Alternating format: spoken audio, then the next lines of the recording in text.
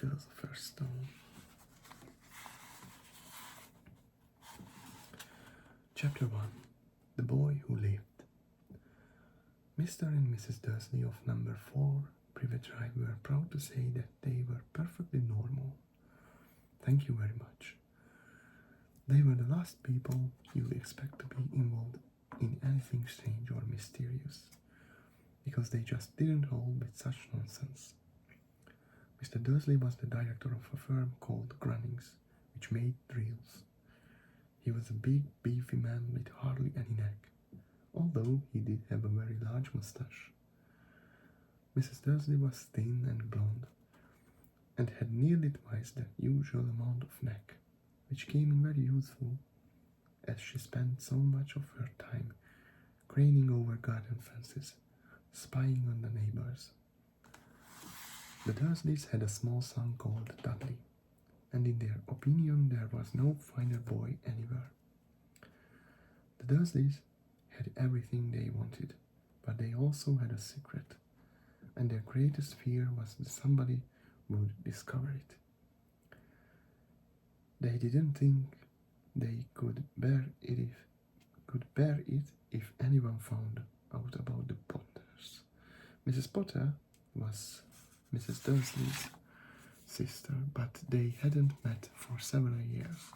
In fact, Mrs. Dursley pretended she didn't have a sister, because her sister and her good-for-nothing husband were as under-leash as it was possible to be. The Dursleys shuddered to think what the neighbors would say if the Potters arrived in the street. The Dursleys knew that the Potters had a small son too, but they had never even seen him. This boy was another good reason for keeping the Potters away. They didn't want Dudley mixing with a child like that. When Mr. and Mrs. Dursley woke up on the door, Great Tuesday or story starts. There was nothing about the cloudy sky outside to suggest that strange and mysterious things would soon be happening all over the country. Mr. Dursley hummed as he picked out his most boring tie for work, and Mrs. Dursley gossiped away happily as she wrestled a screaming Dudley into his high chair. None of them noticed the large, tawny owl flutter past the window.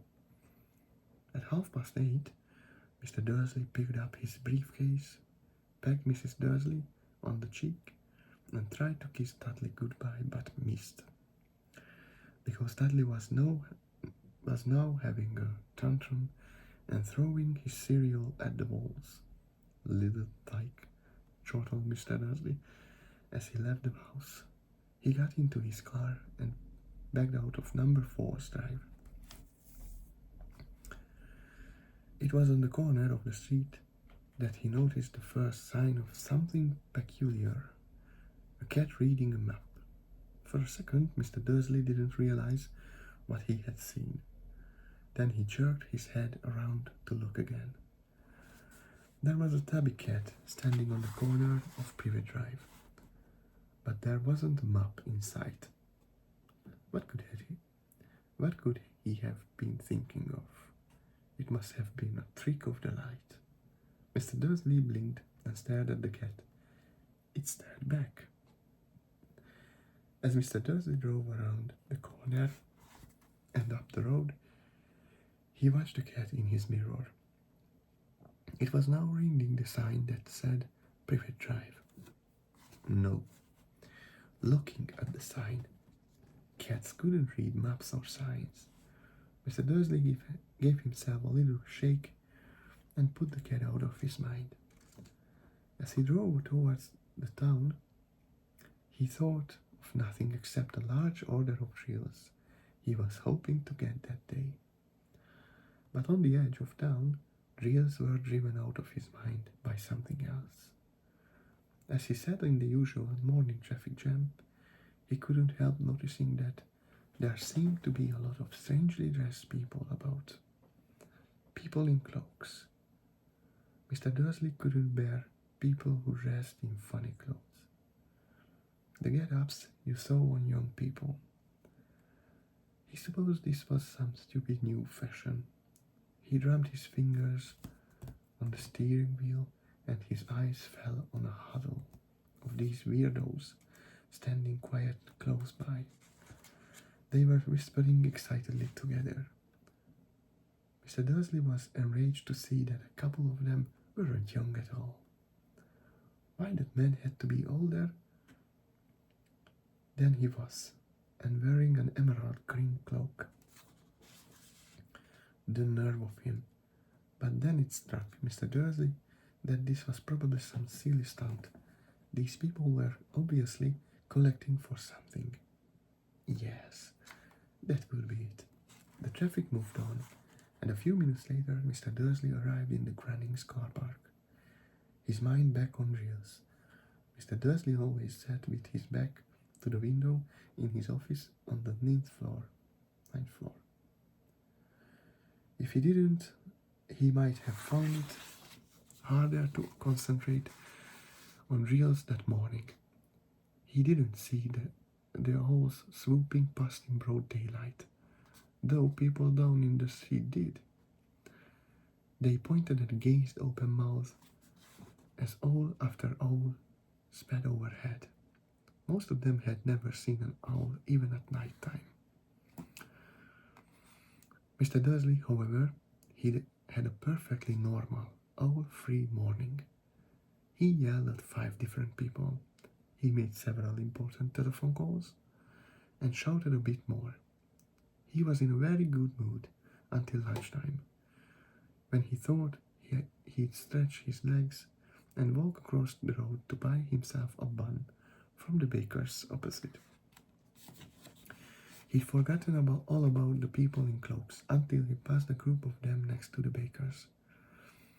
He eyed them angrily as he passed. He didn't know why, but they made him uneasy. This lot were whispering excitedly too, and he couldn't see a single collecting thing. It was on his way back past them, clutching a large doughnut in a bag, that he caught a few words of what they were saying. The Potters. That's right, that's what I heard. Yes, their son, Harry. Mr. Dursley stopped dead. Fear flooded him. He looked back at the whisperers as if he wanted to say something to them, but thought better of it. He dashed back across the road, hurried up to his office, snapped at his secretary not to disturb him, seized his telephone and had almost finished dialing his home number when he changed his mind. He put the receiver back down and stroked his mustache, thinking, no, he was being stupid. Potter wasn't such an unusual name. He was sure there were lots of people called Potter who had a son called Harry. Come to think of it, he wasn't even sure his nephew was called Harry. He'd never even seen the boy. It might have been Harvey or Harold. There was no point in worrying Mrs. Dursley. She always got so upset at any mention of her sister. He didn't blame her if he had a sister like that, but all the same, those people in cloaks. He found it a lot harder to concentrate on reels that afternoon, and when he left the building at 5 o'clock, he was still worried that he walked straight into someone just outside the door. Sorry, he grunted as the tiny old man stumbled and almost fell. It was a few seconds before Mr. Dursley realized that the man was wearing a violet cloak. He didn't seem at all upset at being almost knocked to the ground. On the contrary, his face split into a wide smile, and he said in a squeaky voice that made passers-by stare, "Don't be sorry, my dear sir, for nothing could upset me today. Rejoice, for you know who has gone at least. Even muggles like yourself should be celebrating this happy, happy day. And the old man hugged Mr. Dursley around the middle and walked off. Mr. Dursley stood rooted to the spot. He had been hugged by a complete stranger. He also thought he had been called a muggle, whatever that was. He was rattled. He hurried to his car and set off home, hoping he was imagining things which he had never hoped before, because he didn't approve imagination. As he pulled into the driveway of number 4, the first thing he saw, and it didn't improve his mood, was the tabby cat he'd spotted that morning. It was now sitting on his garden wall. He was sure it was the same one. It had the same markings around its eyes. "Shoo," said Mr. Dursley loudly. The cat didn't move. It just gave him a stern look. Was this normal cat behavior? Mr. Dursley wondered. Trying to pull himself together, he let himself into the house. He was still determined not to mention anything to his wife. Mr. Dursley had had a nice, normal day. She told him over dinner all about Mrs. Next Door's problems with her daughters, and how Dudley had learned a new word, shan't. Mr. Dursley tried to act normally when Dudley had been put to bed. He went into the living room in time to catch the last report on the evening news. And finally, bird watchers everywhere have reported that the nation's owls have been behaving very unusually today. Although owls normally hunt at night and hardly ever seen in daylight, there have been hundreds of sightings of these birds flying in every direction since sunrise. Experts are unable to explain why the owls have suddenly changed their sleeping pattern. The newsreader allowed himself a grin. Most mysterious. And now over to Jim McGuffin with the weather. Going to be any more showers of owls tonight, Jim? Well, Ted, said the weatherman, I don't know about that, but it's not only the owls that have been acting oddly today. Viewers as far apart as Kent, Yorkshire and Dundee have been phoning in to tell me that instead of the rain I promised yesterday, they have had a downpour of shooting stars. Perhaps people have been celebrating bonfire night early. It's not until next week, folks. But I can promise a wet night tonight. Mr. Dursley sat frozen in his armchair. Shooting stars all over Britain. Owls flying by daylight. Mysterious people in cloaks all over the place. And a whisper about the Potters. Mr. Dursley came into the living room, carrying 2 cups of tea.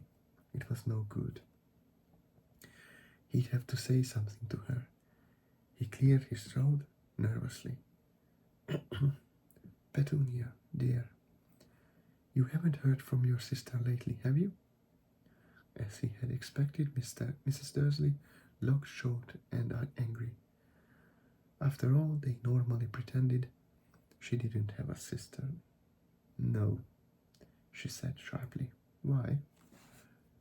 Funny stuff on the news, Mr. Dursley mumbled. Owls, shooting stars, and there were a lot of funny-looking people in town today. So? Snapped Mrs. Dursley. Well, I just thought maybe it was something to do with, her lot. Mrs. Dursley sipped her tea through pursed lips. Mr. Dursley wondered whether he dared to tell her he'd heard the name Potter. He decided he didn't dare. Instead, he said, as casually as he could, Dear son, he'd be about Dudley's age now, wouldn't he? I suppose so, said Mrs. Dursley stiffly. What's his name again? Howard, isn't it? Harry. Nasty common name, if you ask me. Oh, yes, said Mr. Dursley, his heart sinking horribly. Yes, I quite agree. He didn't say another word on the subject as they went upstairs to bed. While Mrs. Dursley was in the bathroom, Mr. Dursley crept to the bedroom window and peered down into the front garden. The cat was still there. It was staring down Privet Drive as though it was waiting for something.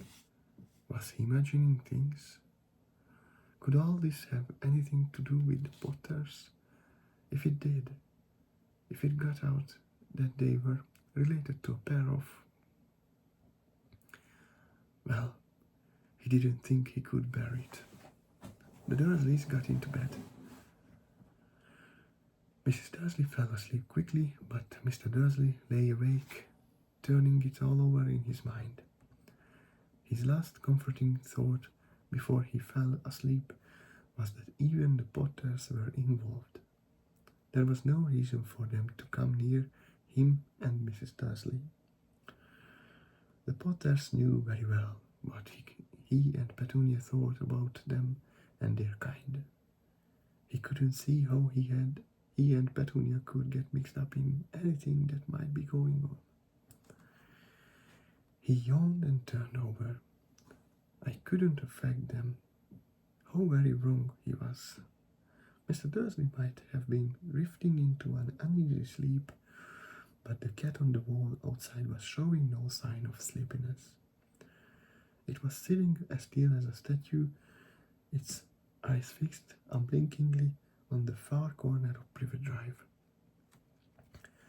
It didn't so much as quiver when a car door slammed in the next street, nor when the owls swooped overhead. In fact, it was nearly midnight before the cat moved at all. A man appeared in the corner the cat had been watching. Appeared so suddenly and silently you'd have thought he'd just popped out of the ground. The cat's tail twitched and its eyes narrowed. Nothing like this man had ever been seen in Privet Drive. He was tall, thin, and very old, judging by the silver of his hair and beard, which were both long enough to tuck into his belt. He was wearing long robes, a purple cloak which swept the ground, and high-heeled buckled boots. Yes. His blue eyes were light, bright, and sparkling behind his half-moon spectacles, and his nose was very long and crooked, as though it had been broken at least twice. This man's name was Albus Dumbledore. Albus Dumbledore didn't seem to realize that he had just arrived in a street where everything from his name to his boots was unwelcome. He was busy rummaging in his cloak, looking for something, but he did seem to realize he was being watched, because he looked up suddenly at the cat, which was still staring at him from the other end of the street. For some reason, the sight of the cat seemed to amuse him. He chuckled and muttered, "I should have known." He had found what he was looking for in his inside pocket. It seemed to be a silver cigarette lighter. He flicked it open, held it up in the air, and clicked it. The nearest street lamp went out with a little pop. He clicked it again. The next lamp flickered into darkness. 12 times he clicked the put-outer until the only lights left in the whole street were 2 tiny pinpricks in the distance, which were the eyes of the cat watching him. If anyone looked out their window now, even beady-eyed Mrs. Dursley, they wouldn't be able to see anything that was happening down on the pavement. Dumbledore slipped the put-outer back inside his cloak, and set off down the street towards the number 4, where he sat down on the wall next to the cat. He didn't look at it, but after a moment he spoke to it. "Fancy seeing you here, Professor McGonagall." He turned to smile at the tabby, but it had gone.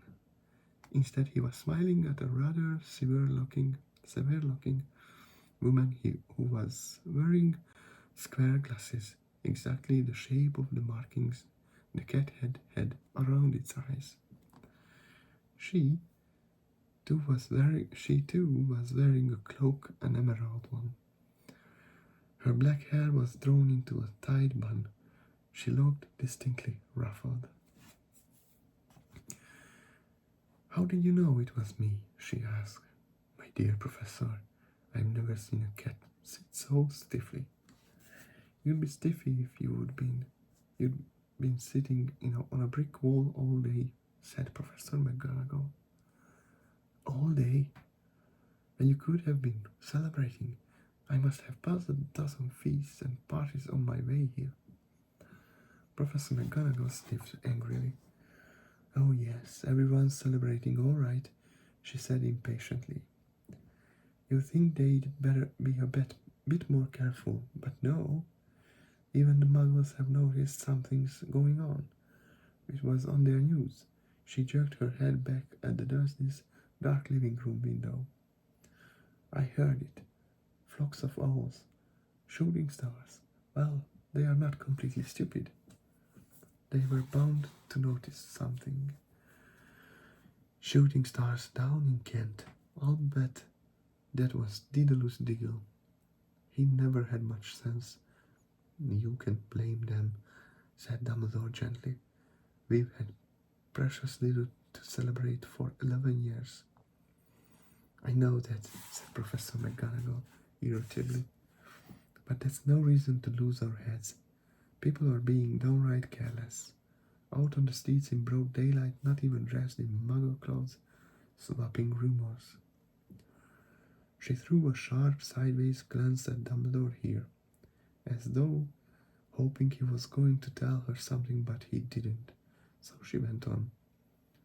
"A fine thing it would be if, on the very day you know who seems to have disappeared at last, the Muggles found out about us all. I suppose he really has gone, Dumbledore." "It certainly seems so," said Dumbledore. "We have much to be thankful for. Would you care for a sherbet lemon?" "A what?" "A sherbet lemon. They are a kind of Muggle sweet I'm rather fond of." "No, thank you," said Professor McGonagall coldly, as though she didn't think this was the moment for sherbet lemons. "As I say, even if you know who has gone, my dear Professor, surely a sensible person like yourself can call him by his name. All this you-know-who nonsense. For 11 years I have been trying to persuade people to call him by his proper name, Voldemort." Professor McGonagall flinched, but Dumbledore, who was unsticking 2 sherbet lemons, seemed not to notice. "It all gets so confusing if we keep saying you-know-who. I have never seen any reason to be frightened of saying Voldemort's name." "I know you haven't," said Professor McGonagall, sounding half exasperated, half admiring. "But you are different. Everyone knows you are the only one you know." "No, all right. Voldemort was frightened of." "You flatter me," said Dumbledore calmly. "Voldemort had powers I will never have. Only because you are too, well, noble to use them. It's lucky it's dark. I haven't blushed so much since Madame Pomfrey told me she liked my new earmuffs." Professor McGonagall shot a sharp look at Dumbledore and said, "The owls are nothing to the rumors that are flying around. You know what everyone's saying? About why he's disappeared? About what finally stopped him?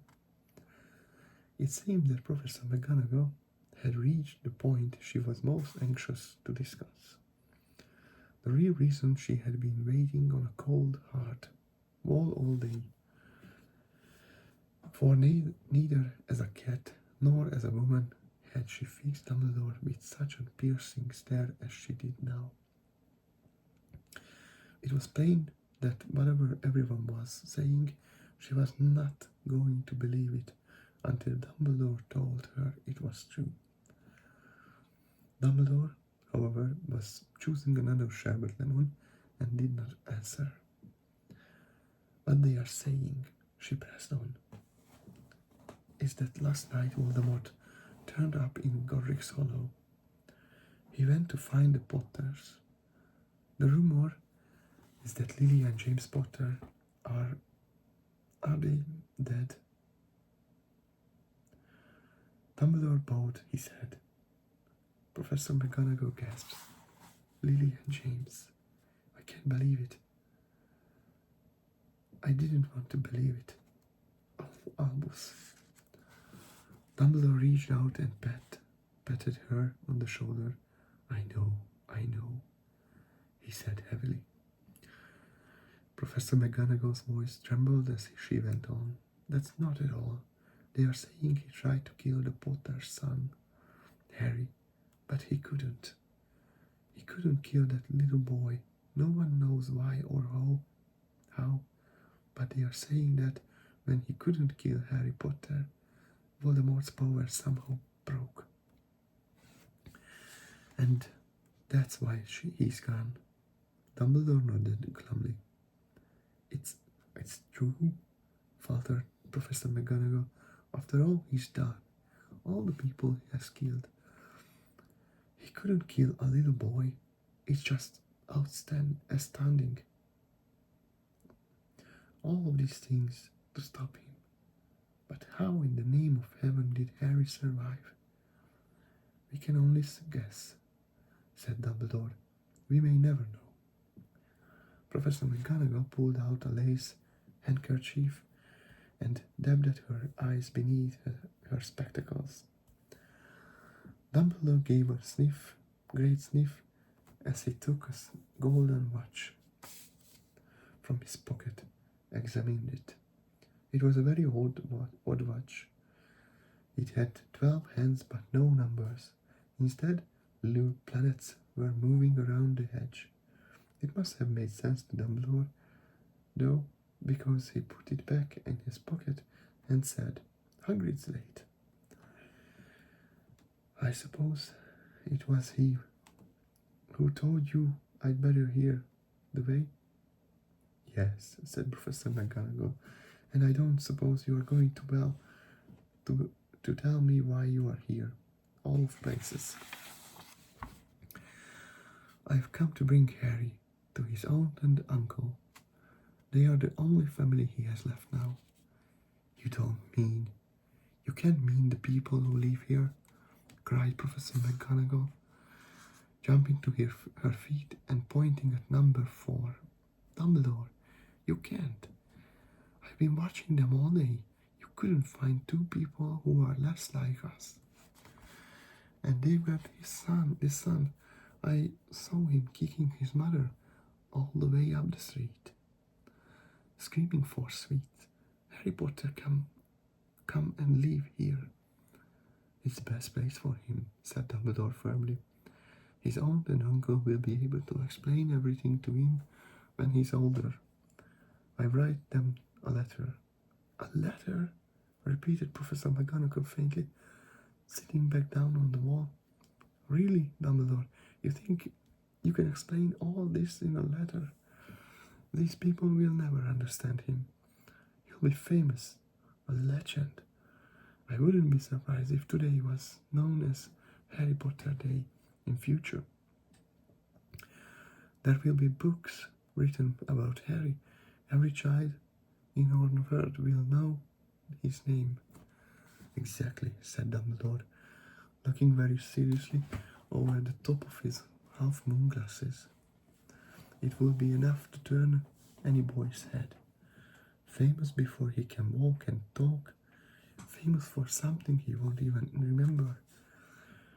Can't you see how much better off he will be growing up away from all that until he's ready to take it?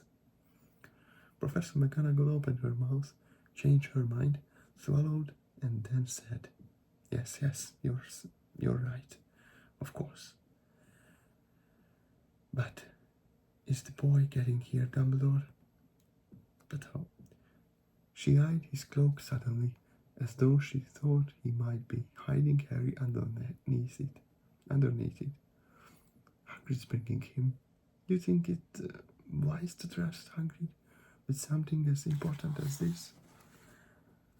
I would trust Hagrid with my life, said Dumbledore. I'm not saying his heart isn't in the right place, said Professor McGonagall grudgingly.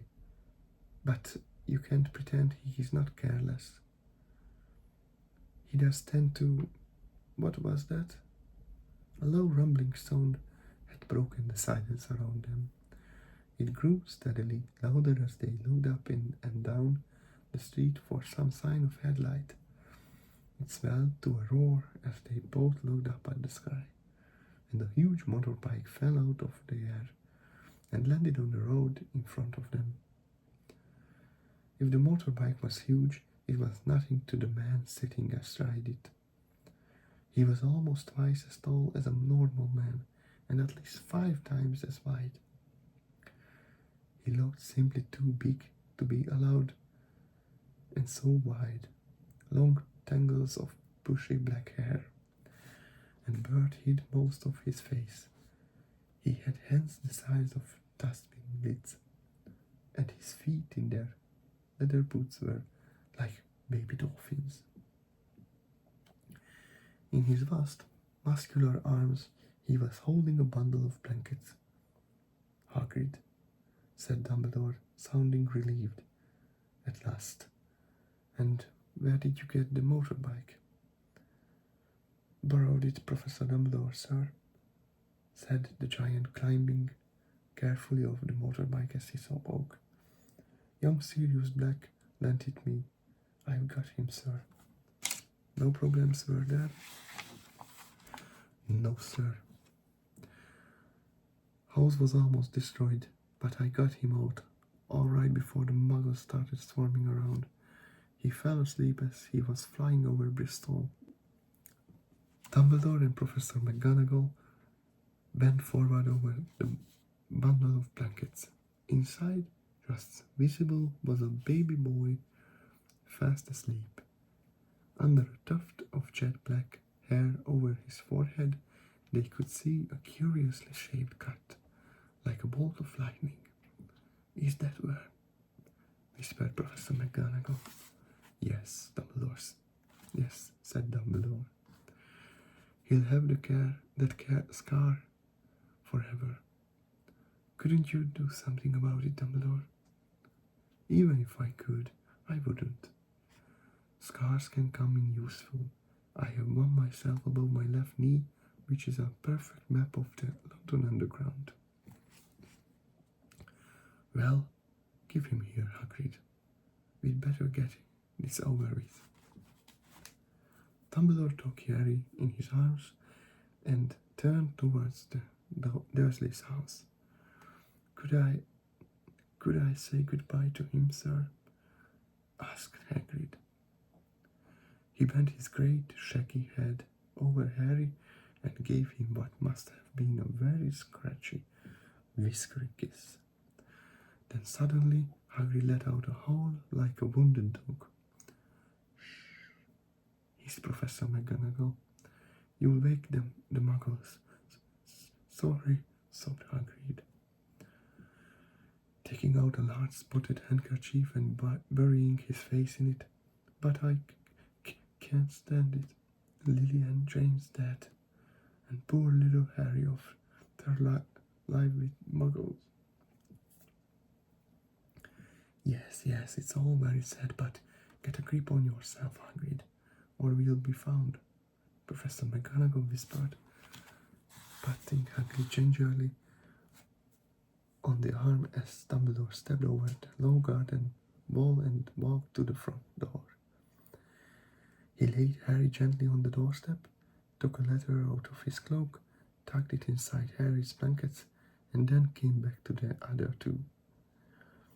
For a full minute, the three of them stood and looked at the little bundle.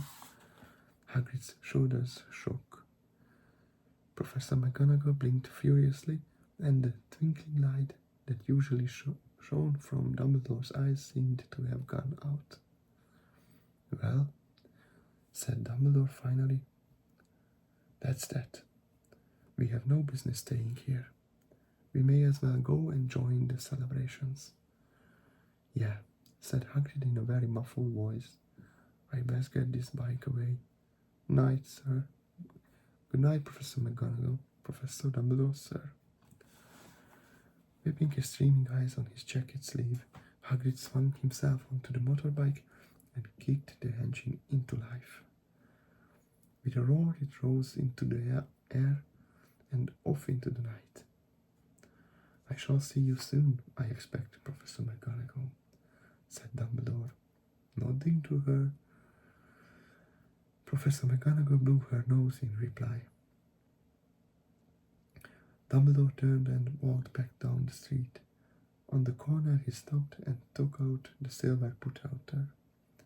He clicked it once, and 12 balls of light sped back to their street lamps, so that Privet Drive glowed suddenly orange, and he could make out the tabby cat slinking around the corner at the other end of the street.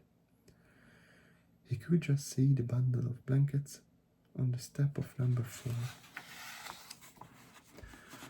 "Good luck, Harry," he murmured.